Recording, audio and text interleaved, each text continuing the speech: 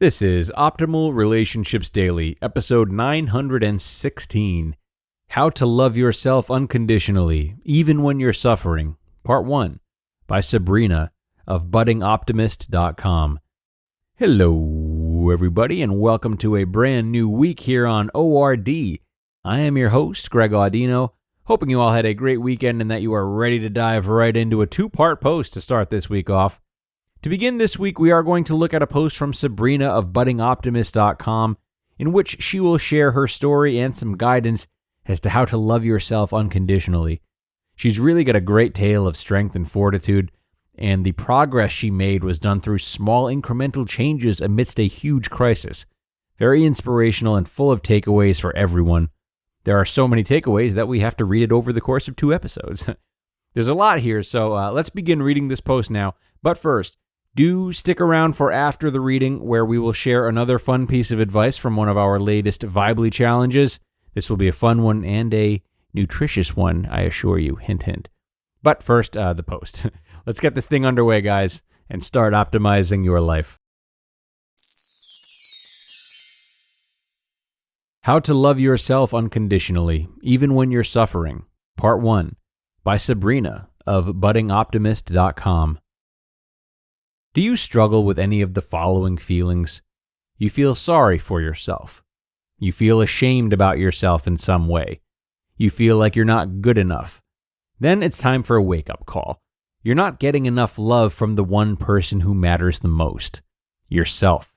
Hey, I'm there with you. I used to feel all of the above, and I still do sometimes. But it's much better now. I grew up hating myself, hating my immigrant background, hating the coupon clipping lifestyle we lived, hating going home to a home filled with anger, hating my acne and broad set shoulders, and pretty much everything else about me. It's been a long journey getting to a place where I'm comfortable and happy with myself, where I feel love within me and not pain. I want to tell you the story of how I learned to love myself unconditionally, how I let go of those feelings that made me feel ugly, unworthy, and small. How I learned to accept myself wholeheartedly, believe in my own power, and appreciate myself deeply. And ironically, my journey to unconditional self-love started during a period of tremendous pain and suffering in the midst of a cancer diagnosis. Finding unconditional self-love in the most unlikely of times. One day when I was 19, my world fell apart in the most spectacular fashion. One Saturday morning, I went to the doctor's office, and before dinner even got to the table, I found myself crying in disbelief on a hospital bed. A few days later, the doctors told me I had blood cancer. So began several years of despair, disappointment, pain, and fear. There were times when suffering was all I knew. There were days, weeks, even months where I couldn't remember what it was like to feel good. And yet that was when I learned it was possible to love myself. How I learned to love myself unconditionally in the midst of suffering. First, I had to give myself the permission to heal old wounds. If you want to love yourself unconditionally, first you have to accept yourself. But I couldn't do that for the longest time. Why? Because I had held on to a few old wounds inside of me and kept tearing them open.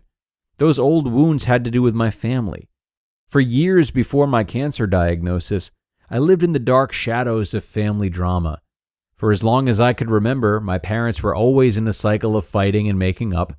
The arguments were violent and regular, and the good times were few and far between. We were the family relatives shook their heads at, and neighbors whispered about behind closed doors. Because of this, I was deeply ashamed. I was in every way trapped in my own self-hatred and self-pity. The cocktail of shame, self-blame, and self-pity I fed myself was toxic. It was as if I walked around with an open wound that festered and would not heal. Every time I saw something or someone that triggered me, a father lifting a child on his shoulders, or a family having a barbecue at the park, I would cut the stitches open and say to myself, "Look what you don't have." At the time, it didn't seem like I could ever love myself. How could I, when I was the one who kept tearing open the scars of the past and making myself bleed inside? But what I didn't know was that the path to unconditional self-love would open up for me unexpectedly in the aftermath of a cancer diagnosis. Soon after my diagnosis, I found myself at a crossroad. I either had to face up to the fight or go cower in a corner and continue to cry all day. After doing the latter for a few weeks, I began to realize I had to do something different. The wallowing in self-pity did not help one bit. I still had cancer. I realized in order for me to conquer this heck of a battle in front of me, I had to be stronger mentally. And I couldn't do that if I continued to pick at the scars of the past. And once I made the decision that I was going to heal, everything changed. I stopped focusing on those old wounds. The suffering I was going through helped me put things in perspective. Sure, my childhood was far from perfect, but in front of life and death, the things that had happened to me didn't seem so bad. I had let a few punches early in life keep me on the ground for far too long. It was time I got up, spat out the blood in my mouth, and moved on. And so I did. One day I caught myself thinking about the past, and it didn't hurt as much anymore. And I realized the scars have healed. That's when I finally started to accept who I am and everything that's happened in my life. To be continued. You just listened to part 1 of the post titled, How to Love Yourself Unconditionally, Even When You're Suffering, by Sabrina of buddingoptimist.com. Okay, I love where this post is going already.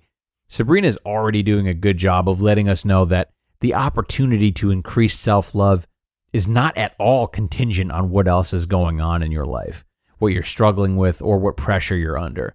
This is a great way to begin this post, as I think many of us almost wait for self-love to show up during a time of life when so much is going right. It's easy to forget that we can and should take action on this and create it for ourselves.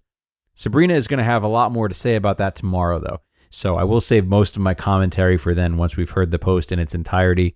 And in the meantime, I'm going to share another feature from our Vibely community, which we have been doing about once a week between Optimal Living Daily, my other show, Optimal Living Advice, and here on ORD. We've been having a lot of cool prompts on Vibely and getting a lot of advice and interesting perspectives from you, our listeners. We definitely recommend you join via the link in this episode's description if you haven't already, so you can share your wisdom and have fun back and forth with the hosts and other listeners about all of the things we cover in the OLD network, really. We talk about finances there, health, business, psychology, mindfulness, and a lot more. And one of our most recent mores was about smoothies. Yeah, we want to know what your favorite smoothie recipe is, and we have some great entries, so maybe this is cheating, but I am always going on about my smoothie abilities, so I'm just going to go against company policy and share my own entry this time around. Sue me. My entry reads, I have come an awfully long way in my smoothie journey. I initially started experimenting in college. Are we still talking about smoothies? And my first go-around was milk mixed with apples. What I hoped would be a tasty blend of protein and fruit ended up being poured out the window of my second-floor dorm, because why not? These days I've got it down to a science, though. I have a lot of variation in my smoothies, but the rule I always follow is to have a mild-tasting vegetable and a flavorful fruit. For example, filling the blender 80% of the way with spinach and 20% with strawberries will still leave you with a fruity-tasting smoothie. Spinach, carrots, and kale are all pretty mild. Celery and cucumber overtake the taste a bit more, but they're mostly refreshing. Broccoli and beets will always be in the flavor if you add them. The right blend of fruits and vegetables with a fruity yogurt or a fruity or neutral protein powder will make for a very complete and tasty smoothie. Water being the only fluid will be fine, but if you're still nervous, you can throw a bit of OJ in there too. This is tried and true. I'm telling you, do not hesitate. I might also recommend chia seeds and oats as some additives. The oats will present themselves in the taste and change the consistency, but they're not a problem if added in moderation. Okay, time to wrap things up for this edition of ORD. Do come on back tomorrow if you like how this post has started. I'll be waiting with bells on to read the rest for you. So have a great rest of your evening, everybody, and I will look forward to finishing this post with you tomorrow in the Tuesday show. That's where your optimal life awaits.